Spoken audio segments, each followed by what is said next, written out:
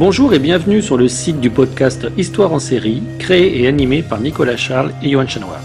Au programme, une analyse des séries d'hier, d'aujourd'hui et de demain par les spécialistes des questions mobilisées par nos shows préférés.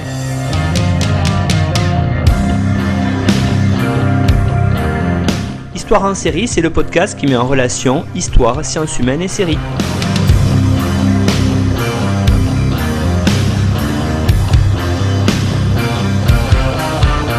Bonjour à tous, bienvenue dans Histoire en série qui redémarre sa série d'émissions que vous connaissez désormais, Enseigner avec les séries. On a retrouvé notre groupe de travail, basé essentiellement sur l'Académie de Toulouse, mais avec un groupe qui s'élargit sur d'autres académies, alors notamment aujourd'hui avec l'Académie de Grenoble. Donc, on va commencer par les présentations. Le pilier du groupe qui a lancé tout ce travail interacadémique qui s'agrandit, c'est l'IAIPR de l'Académie de Toulouse, Fabien Vergès. Bonjour Fabien. Et bonjour Nicolas, bonjour à tout le monde. Donc vous êtes Fabien Vergès aujourd'hui avec un autre pilier de ce groupe de travail qui mène les formations notamment dans l'Académie de Toulouse, des formations à travers les séries, et ça aussi on vous tiendra au courant de l'actualité sur notre site internet et sur les réseaux sociaux, parce qu'on va pour la première fois cette année proposer une formation interacadémique autour des séries. On espère qu'elle va s'élargir notamment autour d'un MOOC. C'est David Neumann. Bonjour David. Bonjour Nicolas, bonjour à tous et merci de nous accueillir encore une fois pour ces podcasts. C'est un grand plaisir d'échanger, de travailler, surtout avec les séries. On sait qu'il y a une vraie demande pour les collègues. Alors David, vous avez changé depuis l'an dernier, vous êtes monté en grade, on peut dire, dans un des grands lycées toulousains, le lycée Saint-Cernin.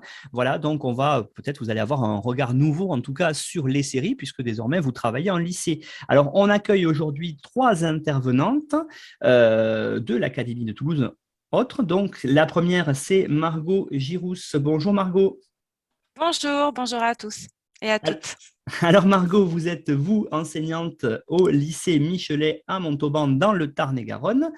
Nous sommes aujourd'hui avec une enseignante d'allemand au lycée Victor Duruy de Bagnères de Bigorre au pied du Tourmalet. Bonjour Priscilla. Bonjour à tous, merci pour l'invitation.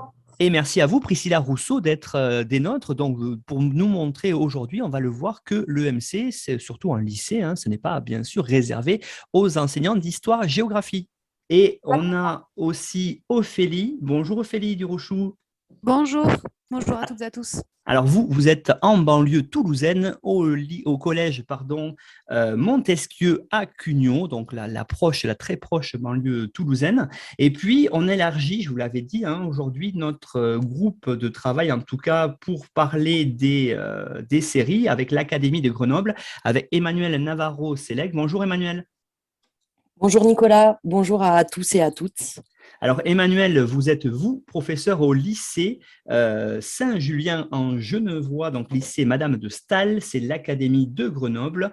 Vous vous pouvez bien sûr, on voit bien, vous allez nous parler d'un programme spécifique sur les séries, parce qu'aujourd'hui on a décidé de faire une émission sur l'EMC, les séries et l'EMC. Alors encore une fois, c'est une sorte, on va rester très général, c'est une émission très globale.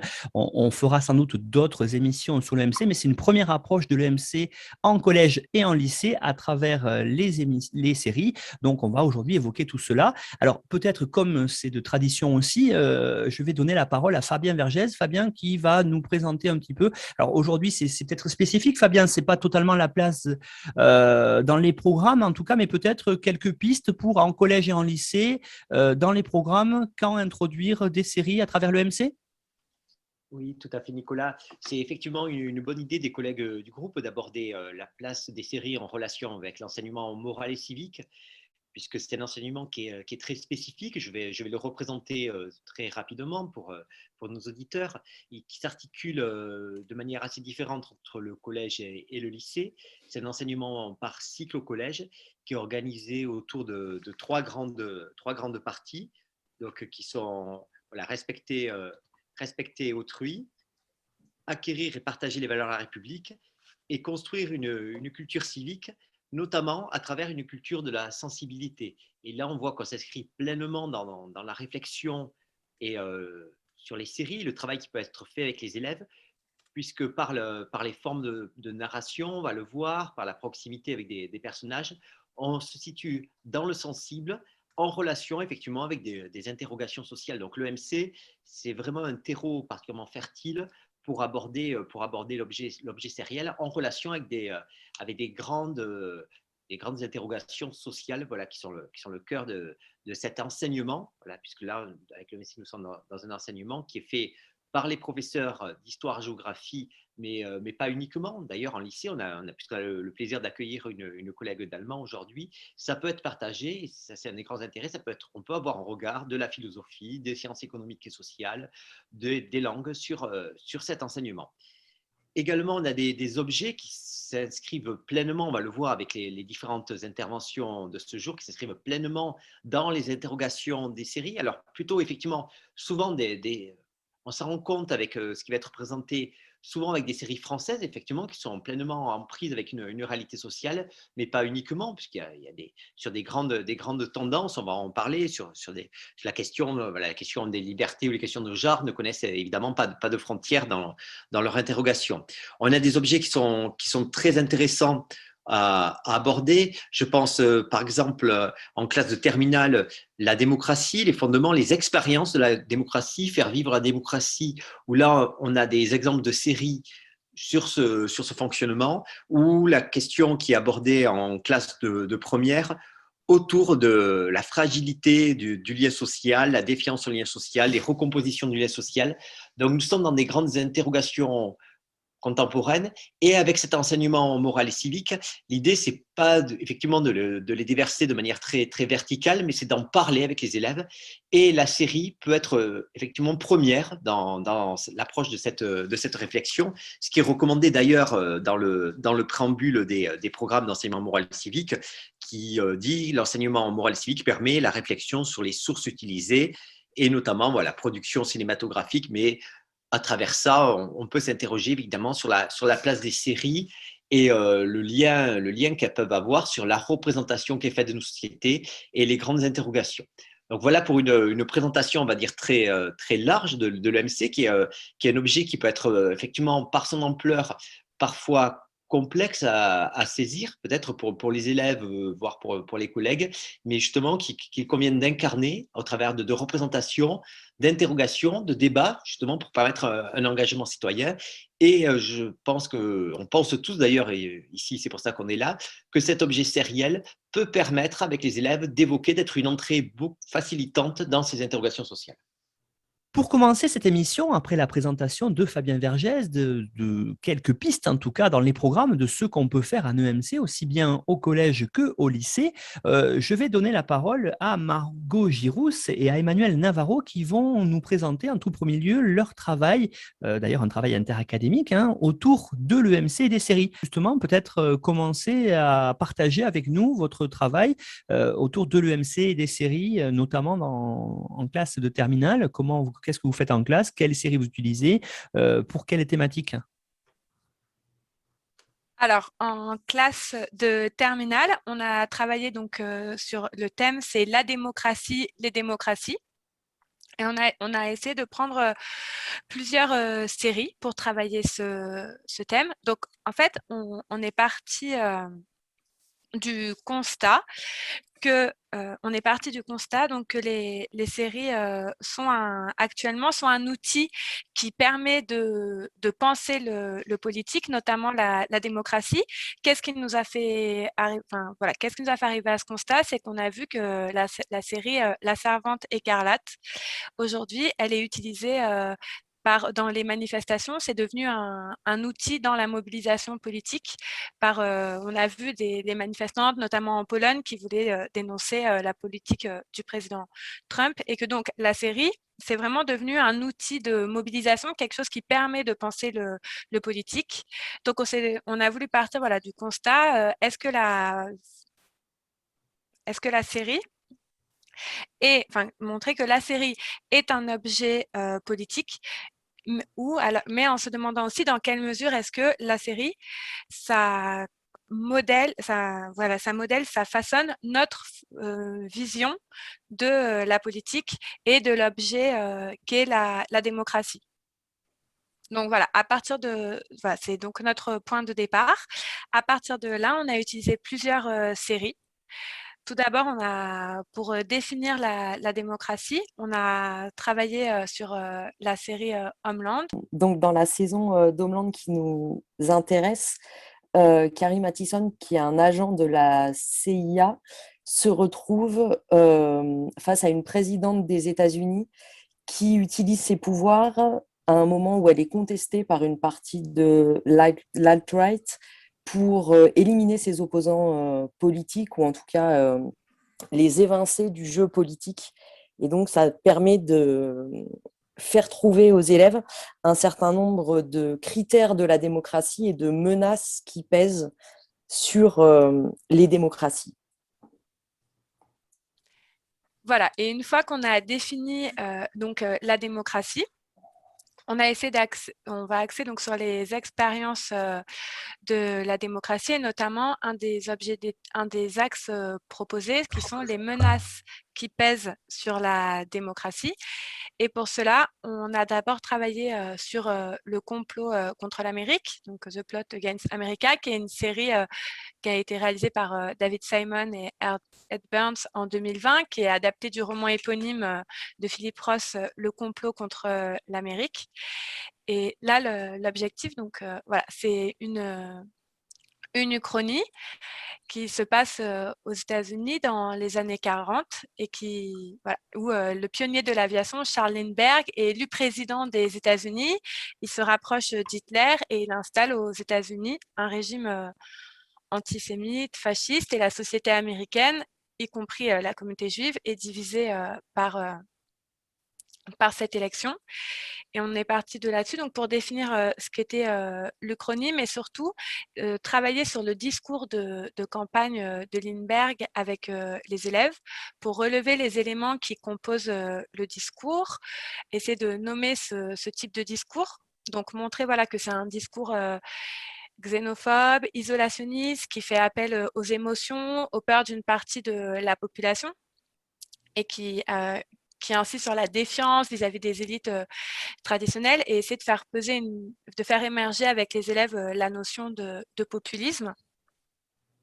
Et ensuite, on travaille sur un second extrait qui est le meeting de l'opposant à Lindbergh, donc Winchell, à Patterson.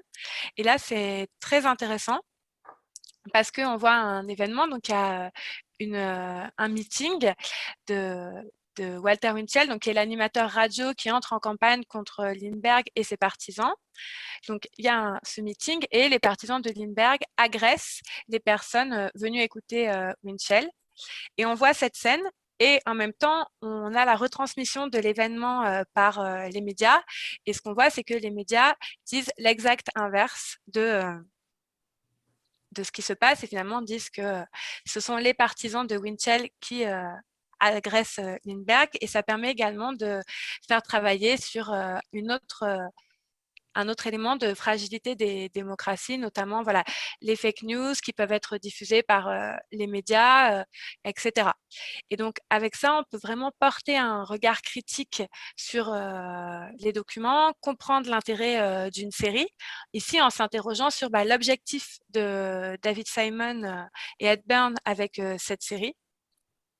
Et puisque là, le parallèle entre le discours de Lindbergh, qui dit que l'Amérique perd de sa grandeur, etc., et celui de Trump, avec le slogan Make America Great Again, est important, est visible. Et là, d'ailleurs, on peut intégrer des extraits d'interviews de David Simon, qui justement a expliqué que pourquoi est-ce qu'il a accepté d'adapter ce livre en série? Parce que pour lui, c'était vraiment un moyen de dénoncer l'Amérique de Trump. David Simon dit d'ailleurs qu'on lui a proposé il y a quelques années d'adapter le livre de Philip Roth et qu'il a refusé parce que ça lui semblait pas pertinent, et qu'en 2020, la série lui semblait être un moyen de diffuser un message sur la vie américaine actuelle. Donc voilà, à partir de cette série, on peut commencer à travailler sur les fragilités qui pèsent sur la démocratie et surtout à introduire l'idée que les séries sont une manière, les séries se font le reflet ou sont de la vie politique de la démocratie et sont une manière de penser la démocratie. Donc, à la fin de cette première séance, on a travaillé avec les élèves donc, sur le complot contre l'Amérique. Et on leur a permis voilà, de travailler sur vraiment la notion, les fragilités de la démocratie. Ensuite, on fait une deuxième séance où là, on essaye de travailler sur un corpus de séries assez divers. Donc, ce corpus, on l'a aussi élaboré là avec nos... Enfin, il y a des choses qu'on propose, puis on l'a élaboré aussi avec nos élèves à partir des séries qu'ils connaissaient sur la démocratie. Donc, on a travaillé sur House of Cards, donc de 2013, sur le parcours du couple Underwood aux États-Unis, la série norvégienne Occupied, la série française Baron Noir, principalement la saison 3, également la Servante écarlate de 2017 et la série Years and Years qui a été diffusée en 2019, qui est une série britannique. Et ensuite, La Baya, qui est une série, ou l'autre côté, une série espagnole de 2020. Donc, sur ces séries, voilà, c'est ce corpus, c'est un corpus de séries américaines et européennes, mais on a essayé un petit peu de varier, de prendre des séries françaises, des séries espagnoles, américaines. On travaille principalement sur les bandes annonces et avec ces bandes annonces, donc les élèves, l'intérêt, c'est que les élèves regardent ces bandes annonces en essayant de faire émerger les éléments de fragilisation des démocraties qui apparaissent dans ces séries et ensuite de réaliser une carte mentale. Donc nous, ce qu'on attend un petit peu, voilà, c'est que des éléments qui peuvent ressortir comme la personnalisation du pouvoir, la défiance des citoyens envers les politiques, par exemple, notamment à travers la saison 3 de la série Baron Noir, la Servante écarlate et la Baya, ça pose la question de la suspension des libertés dans des contextes de lutte contre le terrorisme ou contre les pandémies qui donnent naissance à des régimes autoritaires. Donc voilà, se questionner sur la dérive autoritaire des démocraties. On a aussi également essayé d'aborder à travers la série Years and Years, la question de l'attachement des citoyens au modèle démocratique. Quel est l'engagement individuel des citoyens pour qu'un pays ne s'éloigne pas de ses valeurs démocratiques. Et puis, de la question avec Occupied, qui est une série donc, norvégienne, qui se passe dans un futur proche où il y a un gouvernement écologiste qui arrive au pouvoir en Norvège. Le pays cesse sa production d'hydrocarbures et il y a une crise qui touche l'Union européenne et le pays est envahi par la Russie. Ça montre que les décisions, là, on essaye de changer un peu l'échelle en montrant que les décisions prises par un gouvernement démocratiquement élu peuvent heurter les intérêts d'un autre État et que donc une démocratie s'inscrit dans des rapports de puissance. Et donc voilà, donc à partir de tout cela, voilà, donc de montrer que ça permet de penser actuellement les fragilités des démocraties et que les séries, quand même, avoir un regard critique. Toutes ces séries, elles véhiculent l'impression qu'aujourd'hui, les démocraties sont des régimes politiques fragilisés, qui doivent faire face à une multitude de menaces. Donc c'est voilà, un premier élément de discussion avec les élèves. Et ensuite, pour vraiment travailler sur ce lien entre démocratie et série, on inverse le regard et là, on travaille sur justement l'exemple des militantes polonaises qui ont accueilli le président Donald Trump, enfin l'ex-président Donald Trump, en se déguisant en servante écarlate pour montrer que là, c'est l'inverse. C'est plus les séries qui reflètent la démocratie, mais qu'au contraire, la série devient une ressource qui permet de penser les dérives d'un régime politique, qui devient un élément dans le répertoire d'action, on peut dire, des militants, que vraiment la série aujourd'hui elle commence à changer de statut quand on s'intéresse à la démocratie. Ça devient vraiment un outil pour se mobiliser, pour dénoncer dans ce cas précis un recul des libertés, etc. Et ça nous amène donc, notre objectif, ça a été voilà, vraiment de faire débattre les élèves. Donc, les débattre ou une conférence, ça c'est vraiment on est libre de choisir.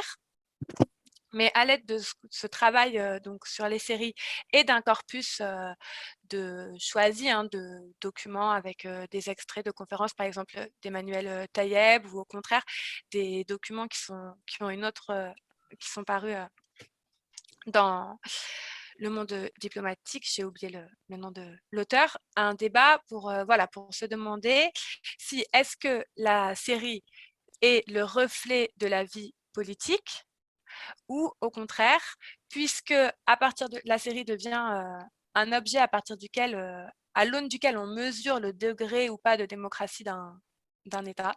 Est-ce que un débat, est-ce que la série est le reflet de la vie politique et le reflet des démocraties, ou au contraire, est-ce que les séries sont des objets politiques qui produisent un discours qui tendent à diffuser l'image de ce que devrait être une démocratie?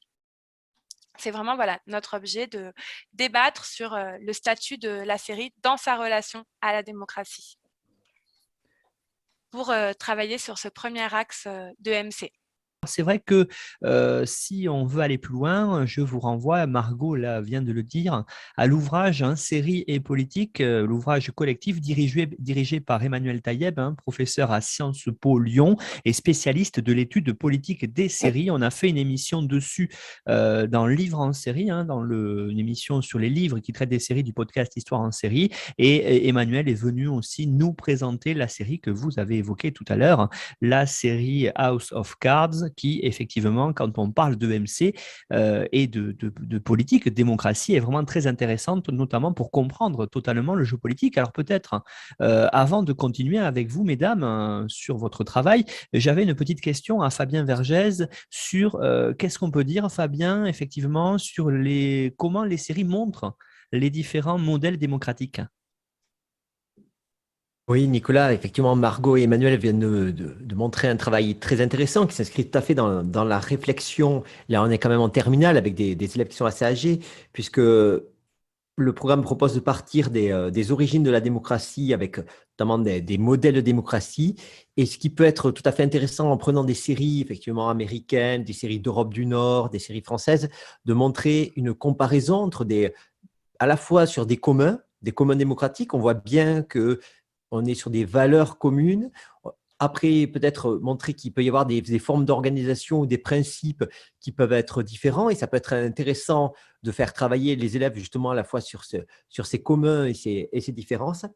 Et l'autre point aussi que je voulais souligner, qui est tout à fait intéressant, c'est sur d'une part l'effet miroir de ces séries, où on voit effectivement que les séries à la fois montrent des réflexions démocratiques, mais ont un effet en retour, un effet miroir sur le monde, voire on peut s'interroger des fois même sur les prophéties autoréalisatrices.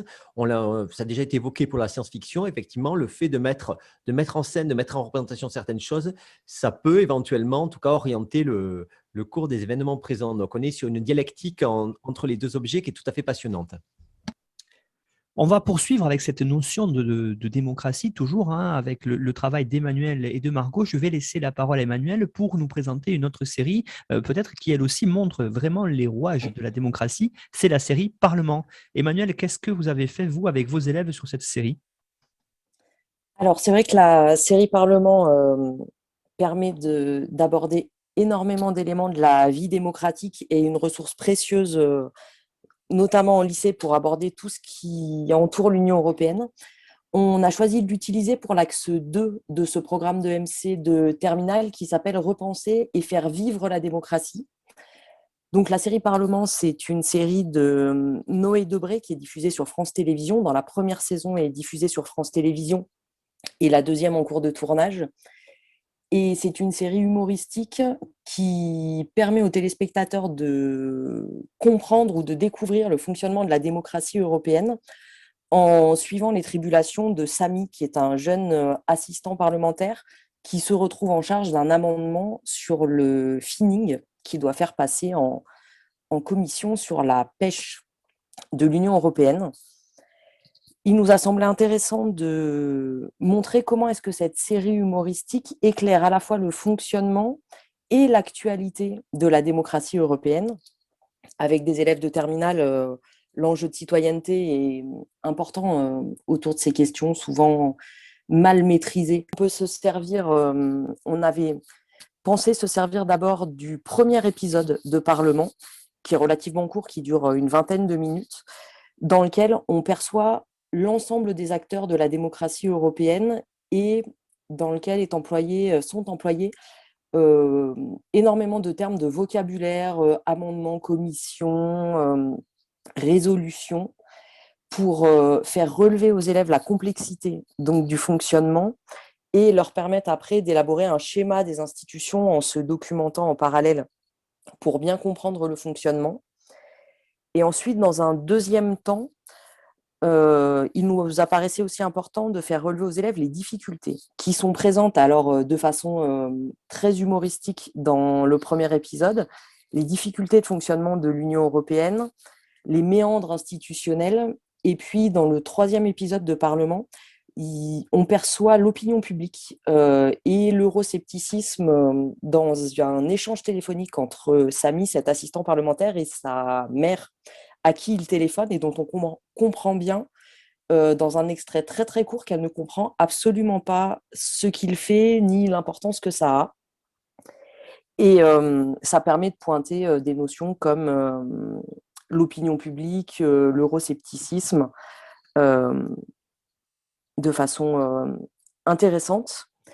Et on voulait comparer cette fiction avec un autre document, mais qui est cette fois-ci un documentaire qui a été diffusé sur France Télévisions toujours l'année dernière, en 2021, au printemps 2021, et dont le titre reprend une série mythique, puisque c'est un documentaire qui s'appelle « Bruxelles, ton univers impitoyable ». Et la première demi-heure de ce documentaire est consacrée aux négociations concernant la taxe carbone. Donc le réalisateur s'est vraiment immiscé dans les coulisses des négociations autour de cette taxe carbone.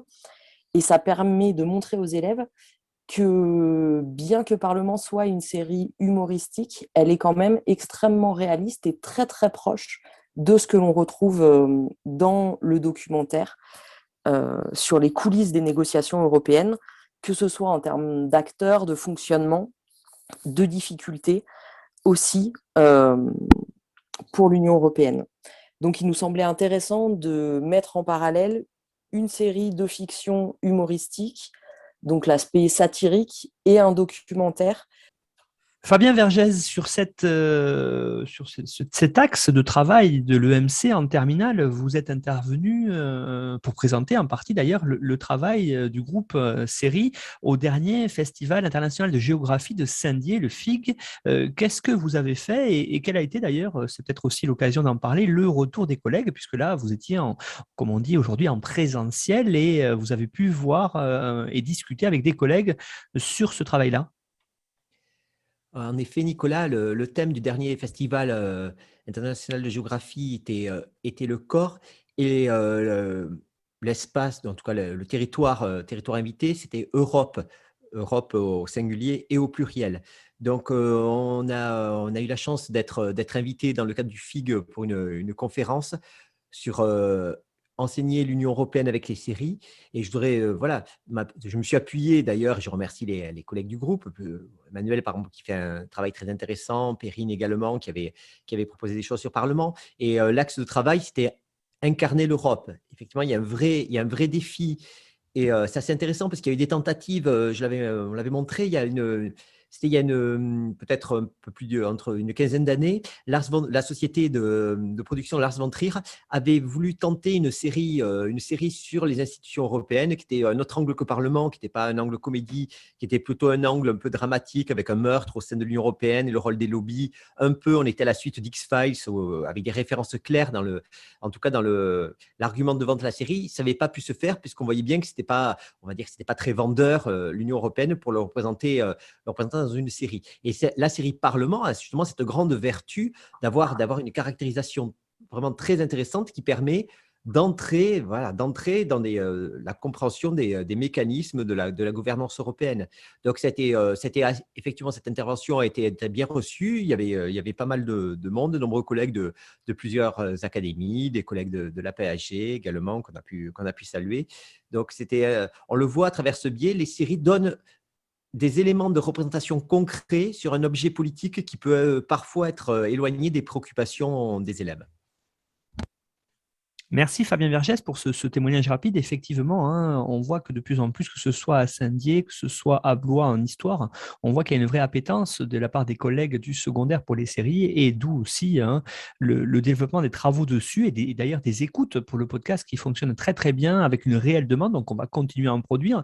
Et justement, on va là maintenant changer de thématique. On va rester avec Emmanuel et Margot. Ce coup-ci, on va se retrouver en seconde et vous allez évoquer, mesdames, avec nous, ce coup-ci, la thématique l'égalité filles-garçons. Alors, c'est intéressant aussi, vous allez évoquer des séries dont on va reparler, hein, notamment Mrs. America, hein, je vous renvoie aussi à chaque fois, regardez sur le site internet histoireensérie.com la liste des séries traitées et souvent, un universitaire est venu peut-être apporter, on va dire, le fond, des explications qui peuvent être nécessaires pour vos cours et puis ce que proposent les collègues en termes de pédagogie. Voilà, donc avec les deux, l'objectif du podcast, quand on y a pensé avec Fabien Vergès et David Neumann notamment, c'était de partager ces expériences-là pour faire travailler avec les séries. Autre série sur la thématique très importante de la démocratie, de l'étude de la démocratie. Et là, les séries sont au cœur de ce travail-là, puisque beaucoup de séries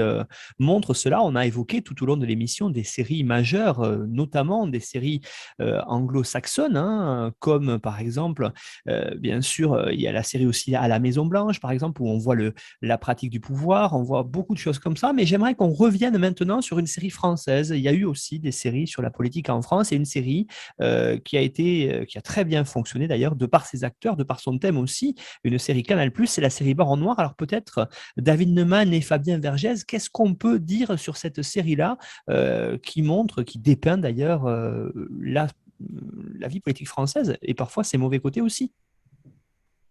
Alors, sur Baron Noir, on peut dire beaucoup de choses, hein. C'est un peu le propre d'une série très réussie. Pour mémoire, Baron Noir a été diffusé entre février 2016 et février 2020. C'est une production de Canal+, réalisée par Ziad Doueri, Antoine Chevrolier et Thomas Bourguignon. Donc, c'est une série, comme vous l'avez dit, qui a très bien fonctionné, à la fois par le réalisme, c'est-à-dire que dans l'équipe de scénaristes, il y avait des personnes très informées du milieu politique et qui ont donné de notre système politique une vision extrêmement réaliste et avec aussi une dimension prospective un peu, puisque la dernière saison, la troisième, fonctionne un peu par anticipation et nous présente ce qui pourrait se passer dans un futur proche avec l'apparition dans le panorama politique d'une personne absolument pas attendue et hors des partis traditionnels. Donc, moi, Baron Noir, je l'utilise au collège, mais là, pour le coup, c'est en terminale que j'ai décidé de travailler avec Baron Noir. Donc, sur le thème la démocratie et les élections, la participation, l'abstention et le vote blanc, les campagnes électorales, l'information du citoyen et les partis politiques. Donc ça, c'est les instructions officielles. Et il m'a semblé que pour travailler à partir de cette idée, la saison 3, donc celle qui a été diffusée entre 2019 et 2020, est particulièrement efficace. Alors, je rappelle un peu de quoi il est question dans la saison 3. Donc, le personnage principal, Frank Rivart, qui est au tout début de la saison 1, un membre du Parti socialiste et qui connaît quelques ennuis judiciaires qui l'écartent un temps du pouvoir tout en lui permettant quand même de rester proche des décisions qui sont prises. Donc, dans cette troisième saison, il tente de se relancer en créant une union de la gauche. Et lors du premier tour, Donc, c'est la candidate sortant, Doran II, qui incarne justement une personnalité qui est issue du Parti socialiste, mais qui avait quitté le parti. Elle se qualifie. C'est une série qui est appelée France-Allemagne, voilà, qui est révélée à la presse, qui fait un grand scandale, qui décrédibilise complètement la présidente sortante, qui finit donc par renoncer à sa candidature à l'élection présidentielle. Et elle est même déclarée inapte par le Conseil constitutionnel. Donc, fait unique dans l'histoire de la Ve République, le second tour est annulé et une nouvelle élection est programmée. Et c'est là que le jeu des institutions se dérègle totalement et laisse la porte ouverte justement à l'apparition de nouveaux acteurs dans le jeu électoral qui n'avaient pas été prévus par les partis et les forces en présence. Et c'est de ce dérèglement dont il est question, la façon dont les élites traditionnelles sont un peu perturbées, enfin même plus que perturbées par cette arrivée, par cette immersion en quelque sorte, qui est présentée comme ça au départ, des citoyens dans l'élection, qui fait écho justement à tout ce qui se passe dans le pays, depuis la crise des Gilets jaunes jusqu'au poids des réseaux sociaux, justement la question de la représentativité des minorités silencieuses, ou de cette majorité silencieuse, justement, et qui finit par justement générer une perturbation dans le jeu électoral traditionnel qui, pour certains, est vécu comme un élan de vitalité et pour d'autres, une mort quasi certaine de la République. Donc, c'est tout ce moment-là qui est un moment qui est capté de façon extrêmement efficace par la série, qui permet d'ouvrir un débat avec les élèves pour savoir justement qu'est-ce qui, dans les institutions, justement, sert à la fois à protéger la démocratie, pour certains la limite, et donc pose la question justement de l'expression des populations et du citoyen au sein de la démocratie et de la République française. Merci beaucoup, David, pour cette évocation de cette série Baron Noir, hein, disponible sur Canal+. Fabien Vergès, peut-être quelque chose à rajouter sur cette série-là? Oui, c'est une série, effectivement, comme l'a dit David, qui est très, très riche. On pourrait en parler toute une journée. C'est d'ailleurs ce qui a été fait, puisque c'était le 18 novembre à Paris. Il y avait un colloque Baron Noir, la science politique à l'épreuve de la fiction. Donc, on peut en parler. C'est pour donner deux, trois autres pistes rapides, notamment en lien avec le programme de Terminal, puisque repenser et faire vivre la démocratie aborde les formes et les domaines de l'engagement politique, associatif, syndical, social. Et c'est ça qui est de particulièrement intéressant, en tout cas dans la forme, ce n'est pas propre à Baron Noir, c'est dans la forme des séries contemporaines, c'est cette choralité. Finalement, on voit dans Baron Noir, on va du colleur d'affiche, le militant dit de base, jusqu'à la présidence de la République, avec toutes les strates de l'engagement politique, qui soit en région, puisqu'on est dans le Nord, donc on parle beaucoup de la Fédération du Nord, on voit les stratégies à une échelle nationale, on voit donc à travers cette choralité, toutes ces formes d'engagement sont interrogées. Le deuxième axe, là peut-être plus en lien avec le collège, au cycle 4, qui propose d'aborder le rôle de la loi dans une société et les grandes étapes du parcours d'une loi dans la République française. On a dans la saison 1 un épisode qui s'appelle le bleu. Voilà, ceux qui l'ont vu savent sans doute à quel bleu on fait référence. Et c'est une loi qui touche l'éducation sur l'enseignement professionnel avec des débats partisans. Et à travers quelques extraits, on peut vraiment faire réfléchir les élèves, voilà, sur les étapes de la loi, les positionnements, voilà, par rapport à une loi, le rôle des acteurs, puisqu'il y a une mobilisation, il y a des manifestations, donc le rôle, voilà, de la société civile dans la loi. Cette série est vraiment un cas d'école.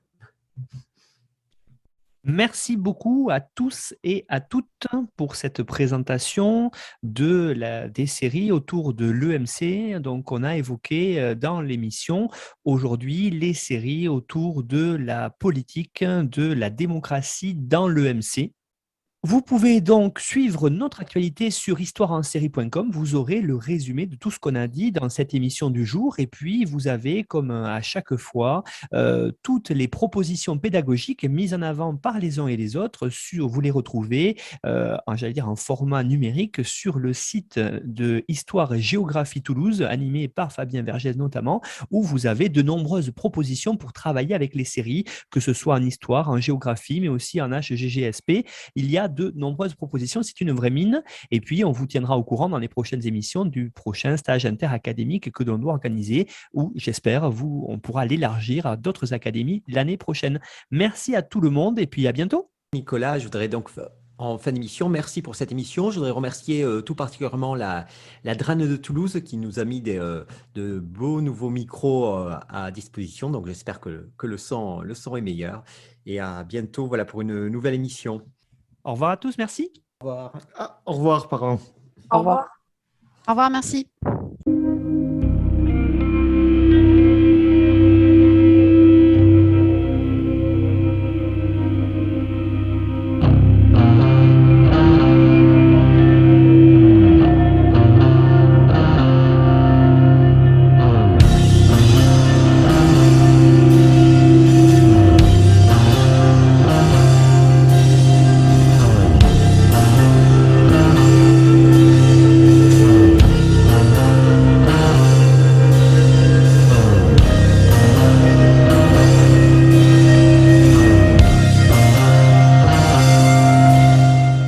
Retrouvez-nous sur Twitter @Histoire en série pour connaître le programme à venir ainsi que des conseils bibliographiques.